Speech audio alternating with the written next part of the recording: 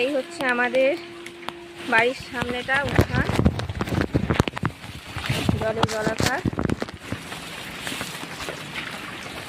তার মধ্যে আমি বেরিয়েছি, যাচ্ছি স্কুলে। মানে যেসব কবিরাজ বর্ষাকাল নিয়ে কবিতা লেখেন তাদের কাছে আমার একটা জানা আছে, তারা কি কখনো এরকম জল ডিঙিয়ে গেছেন? যে আমি যেমন আগে জল ডিঙিয়ে নোংরা জল পাইনি। যে আমার বাড়ি ওঠার রাস্তা কি হবে, যে আমি রেল লাইন দিয়ে হাঁটছি।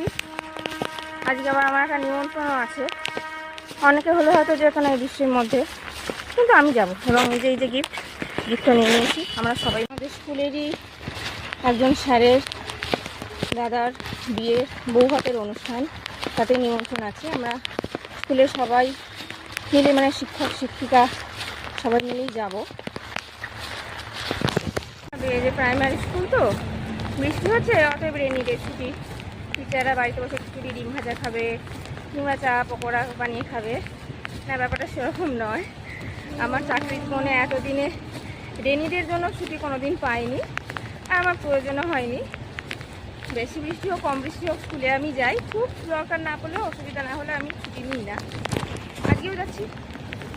কি সুন্দর বৃষ্টিতে ভিজে ভিজে ভালোই লাগবে, বেশ খারাপ লাগে না। কিন্তু রেনকোট পরে বৃষ্টিতে ভিজতে ভালোই লাগে, কারণ জামা